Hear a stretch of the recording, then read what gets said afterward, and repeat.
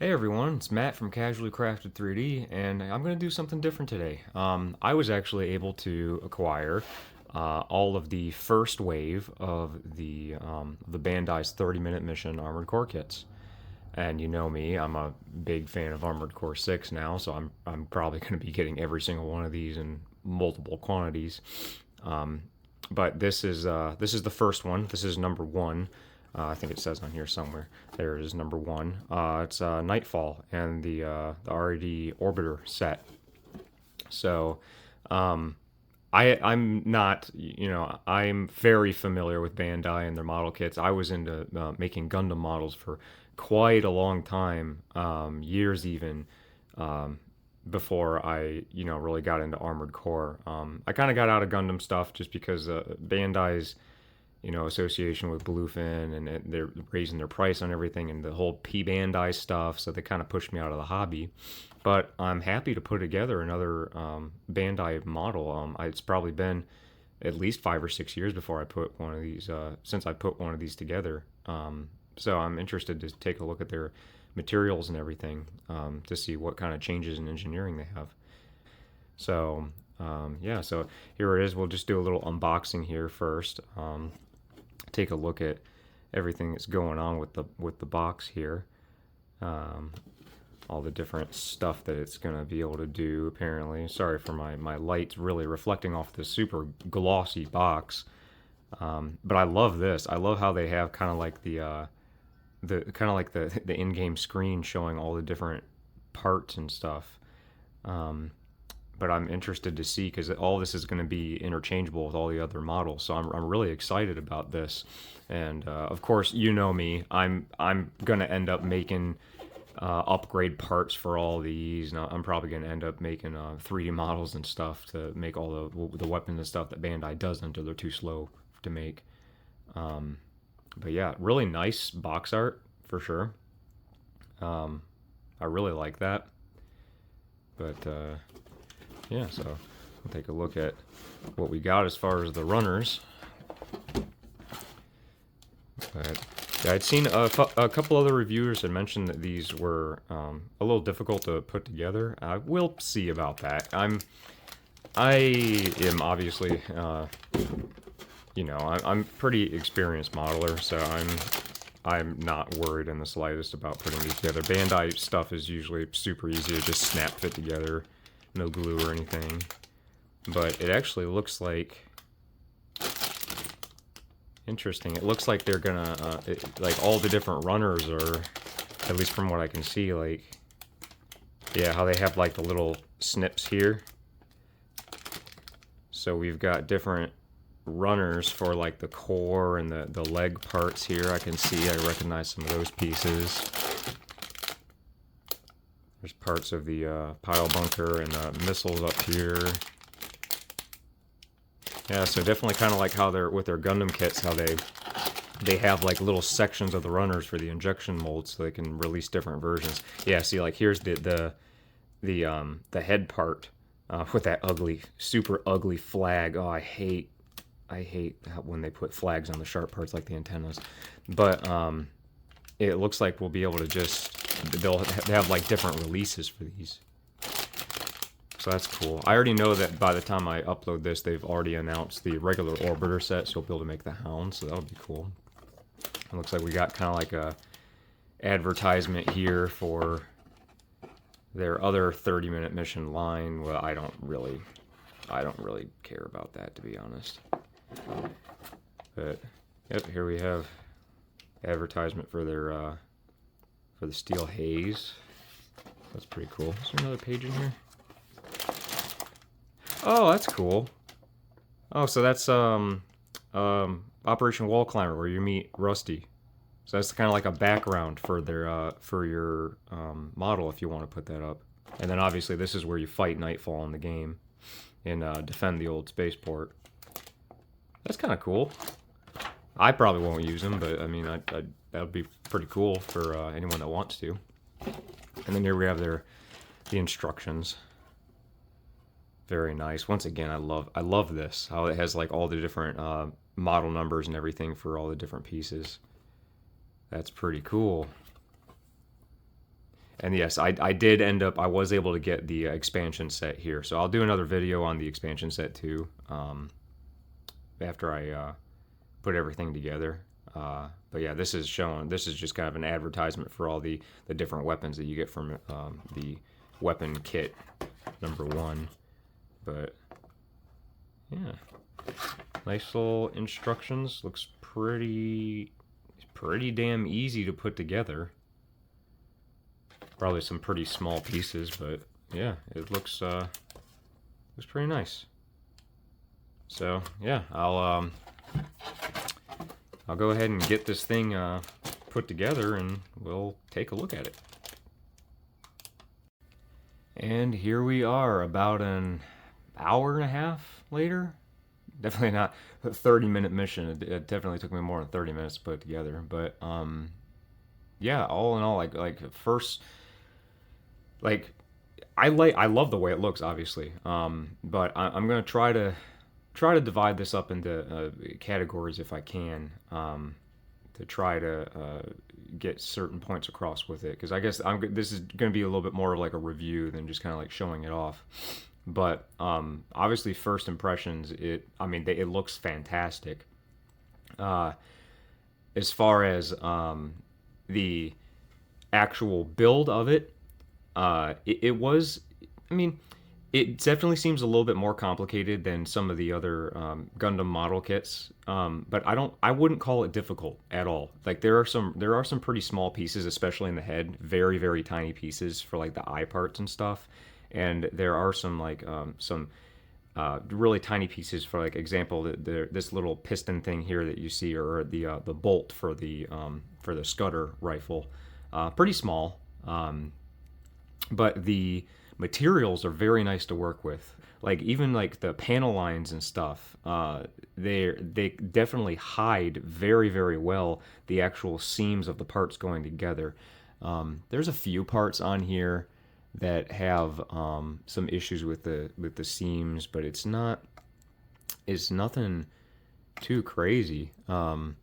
If you want to do like seam filling, for example, here on the thigh, definitely has a seam that's running down there that you probably want to fill if you're worried about that. And like right here has a pretty nasty little seam right there. But like a lot of this, like, yeah, like that, it's kind of like it has a recessed spot in here to where that's actually like a panel line. It's not so much like a seam where the parts go together. And like here on the torso, same thing. As far as like paint or coloration, it doesn't matter to me all that much. I'm going to be painting this whole thing anyways, but the weapons are all one color, so you're not going to get the actual kind of coloration of the mech in the game. But all in all, it looks really really good. But this is just kind of what I have it set up as. You do get a bunch of other parts here. Like for example, you get all of his logos for Raven. I don't even know where I would put these on him, because I don't actually know. I have to look at the game and see if there actually are even logos on him as far as game accuracy. But you get some of those. This is just kind of like the standard clear sticker decals. They're not like rub decals or anything. And I don't really care for sticker decals. I definitely prefer water slides, but it's good that we at least have the option.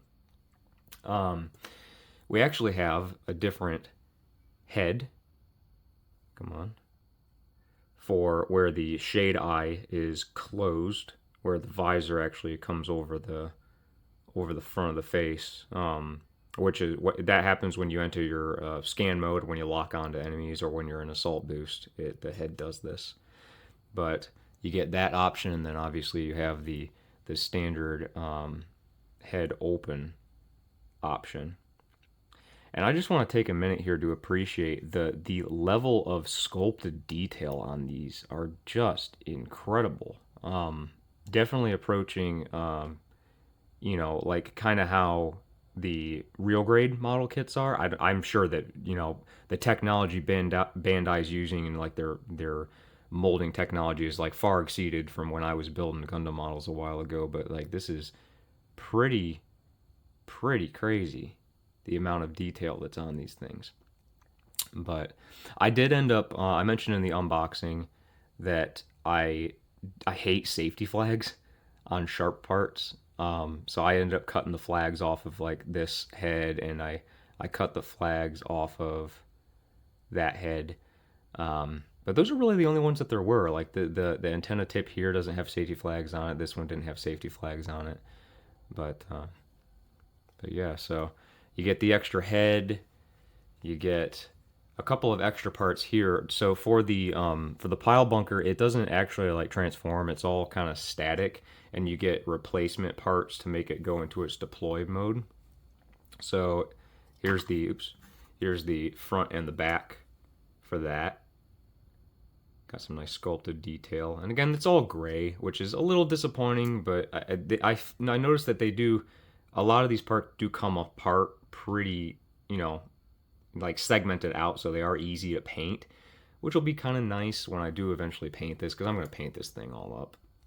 But they just the hands pretty pretty easy. They're actually on a peg, which I definitely prefer them on the peg over them being on a ball joint, just because think with some of the larger weapons that are going to be coming out, like the bazookas and stuff, they're going to need to be on pegs because they just droop over time if they were on ball joints. But we'll take a look at that weapon. And one thing that I find this pretty disappointing about this, I want to talk about it now. They don't include parts to make this the left-hand version. You can only make the right-hand version, which kind of sucks. So the difference here is, come on, man, focus. There's a panel here that feeds through this part right here, and then on the other side it has the where it ejects the shell casings, has it on this side, whereas the left-hand version, if you look at it in the game, ejects from the other side. So you can't make both versions. You can only make the right-hand version. And for me, that's disappointing. Unfortunately, I would definitely have preferred it if they included an extra part so that you could, say if you bought two of these kits like I did, and you wanted to have two Scudder rifles, one on either side, you can only make two right-hand rifles. And it's the exact same thing with these weapons back here. Like this set is specifically just to make right-hand Scudder, right-hand Songbird, left-hand missiles. So that's a little disappointing, and I kind of wish that it was a little different with that. But I mean, with the Songbirds, it kind of makes sense because the design of it is definitely like everything. It would have to be changed for the left side, just because it would have to be mirrored, and I don't know how they would engineer that. Just kind of like looking at it. Also, something I was kind of surprised, and I was looking at the instructions, I was kind of hoping that these would be able to collapse. They can't. They're out permanently like this. So you can't really do the whole like deactivated down and put away type of thing. So those are basically just how they are. And then here again with the missiles, you can definitely see how they were going to make this like universal, but this part here, like this tube part here, has these little notches where all the pods attach, where it has to specifically be like this. So I'm assuming that this center part here for the right hand side is going to be a completely different piece, because I do know that by the time I put this video out, they have already announced kind of like a NIGHTFALL weapon set. I think it's weapon set 02 or something that's going to be coming out sometime in December, I think, of 2024.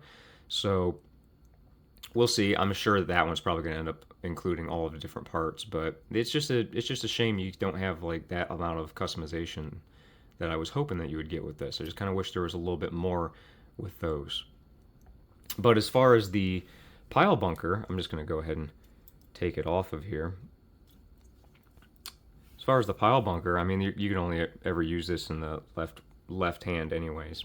And these just kind of attach with these parts on these little ports here.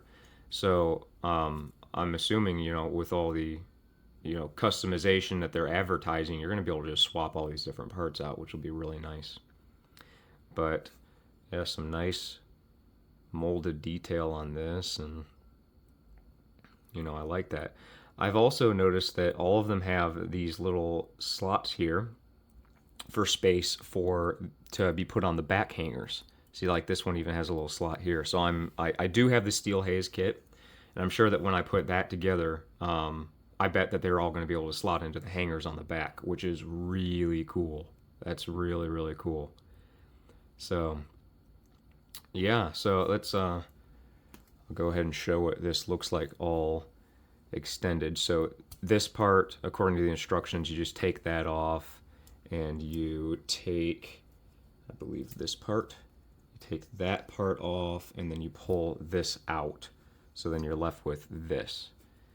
And and you're supposed to take this part out and put it up. There's two little pegs here. You're supposed to put them in. Come on. You're supposed to put them in that spot. Oh wait, I did it wrong. Up. And then like that, so it's open. That's how the instructions say to do it. And then we have this part here, which feeds in like this, I believe.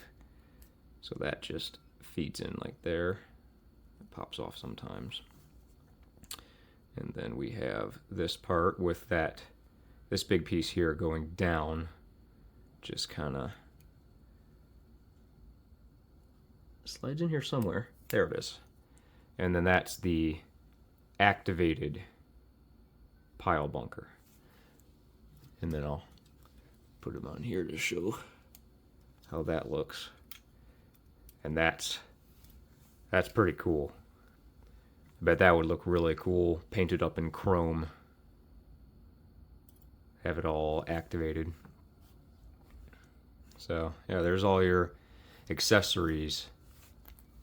But there it is with the visor deployed. So let's talk about articulation. So I guess we'll start with all the weapons and stuff here. They are like rotatable, but these ones, like, if you push it in, there's two little extra tabs here which keep it from moving too much, which is a good.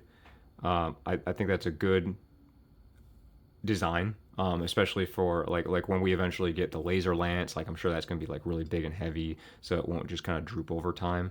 But if you push them in, it does kind of lock them in place. But if you pull them out, you can rotate them. So I don't know how Steel Haze's laser slicer is going to work, but I'm assuming it's going to be able to spin and whatnot. But I'm actually going to go ahead and take that off, so I have a little bit more room to work with. But back here, we have these kind of weapon rack, or the shoulder weapon mounts. These do rotate here, and they have the same thing. They have these little, if you can see in there, they've got little notches where you can push them in, and then they don't really move at all, and you can pull them out, and then you can make them move. And then for the songbirds here, you have a joint right here, which can move forward and back quite a bit. And then there's a secondary joint right here that's attached to the actual weapon itself, so you can get a lot of different movement here.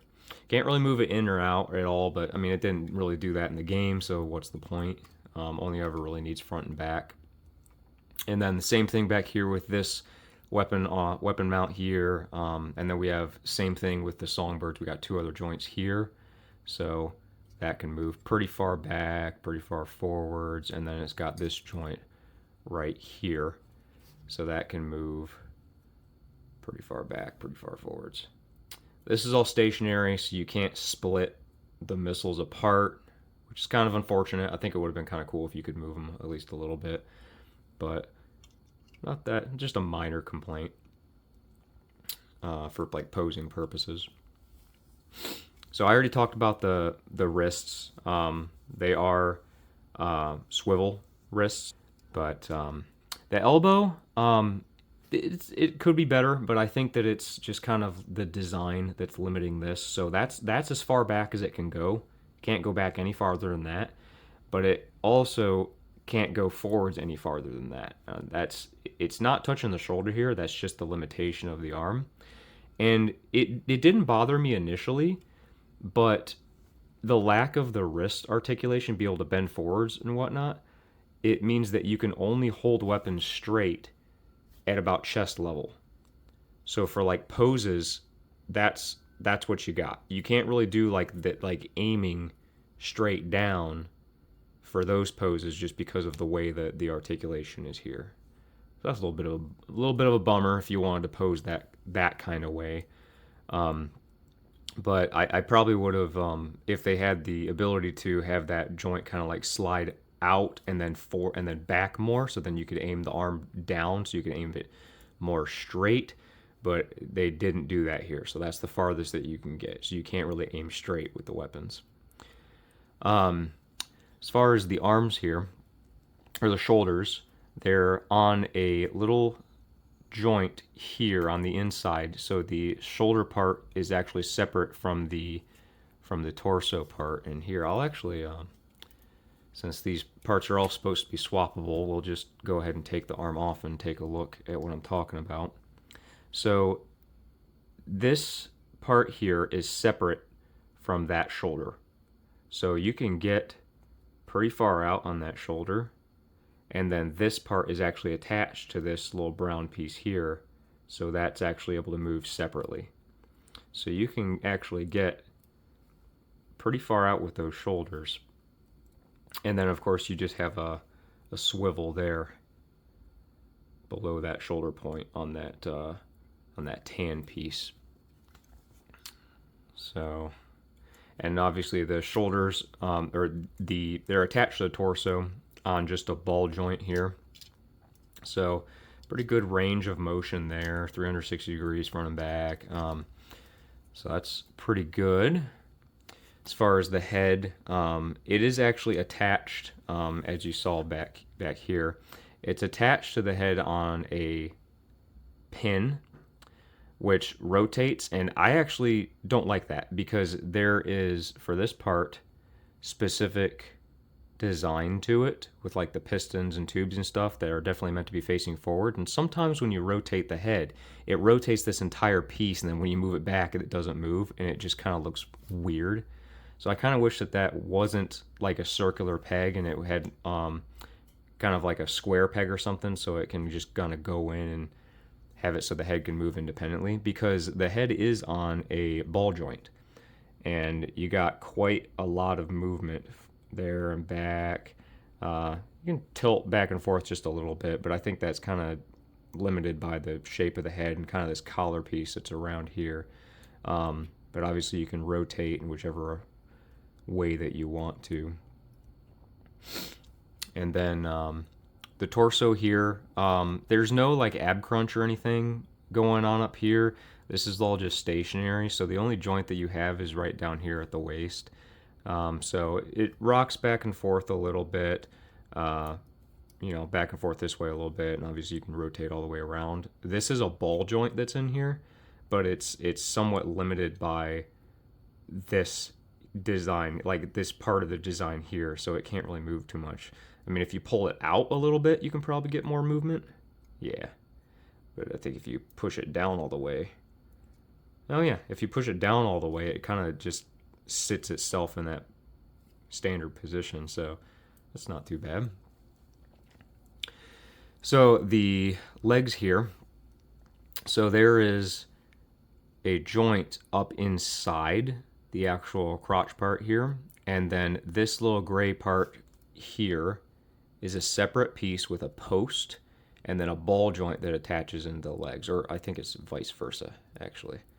So that allows you to move it at that ball joint quite a lot, front and back, up and down, and then this other joint here allows up and down movement and then rotation, which is pretty nice. I like that, but it does kind of make it so when you're just trying to get them to stand, it's kind of weird to get the hips aligned just right for a standing pose. So it's all right. The legs here, there's actually two joints in here. So there's a joint at the lower knee, which allows this part to move separately from that. And I like that. I like that that's a separate movement here that shows off some more detail. So that's pretty cool. And then we have another knee joint up here, which allows a bit of movement. So all in all, that's what it looks like all extended, and you get about 90 degrees moved all the way back. Not bad. Down here, the ankle armor, it's actually attached to these little pieces here, like the little brown parts here, so the ankle armor can move front and forward and back just a tiny little bit. And then there's a couple of different joints here in the foot. So if you can see, this little gray part here is actually attached a little bit higher up here on a ball joint, and then there's a separate ball joint here in the foot. So you can get this thing to kind of like move back and forth a little bit. You got a pretty decent little ankle tilt side to side, forward quite a bit, down quite a bit. So you can get this thing in some nice flight poses or standing poses. But yeah, pretty much all the articulation that you would need. The only things I wish that we had with this is just like the arm articulation. I think that could be a little bit better. But yeah, so there's articulation. Okay, so we don't really have anything to compare them to yet.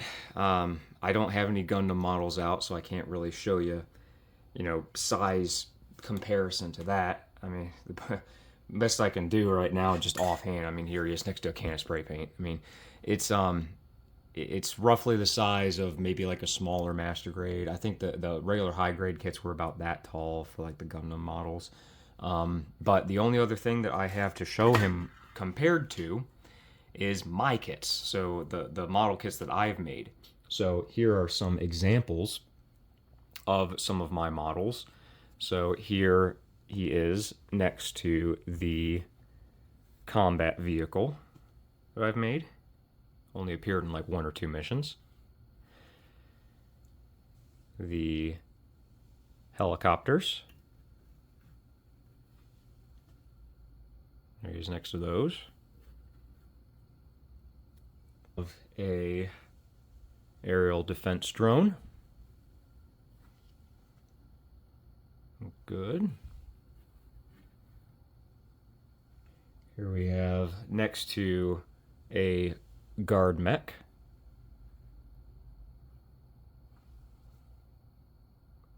All right. And of course, here we have next to a bipedal MT.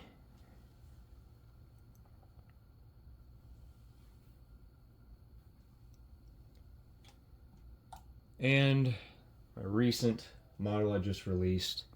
Here we have them next to a pulse shield ghost.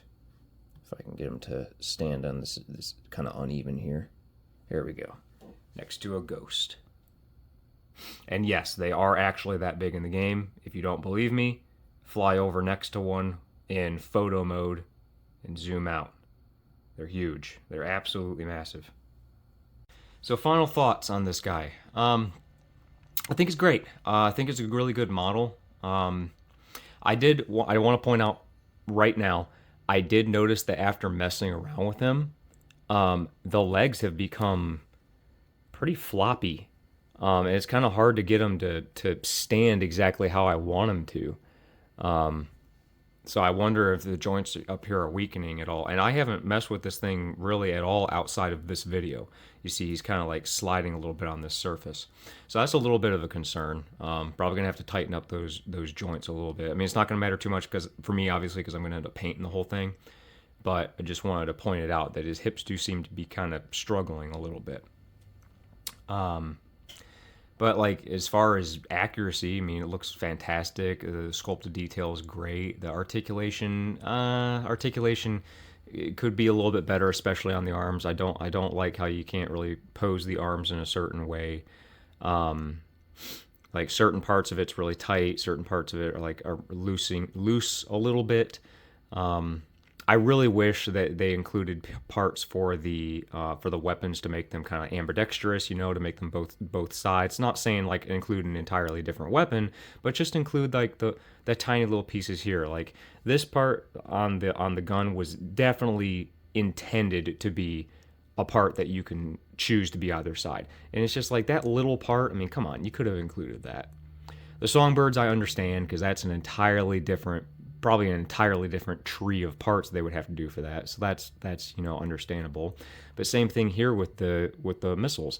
This one part right here, all they had to do was include the other side of that, and then you could put it on either side.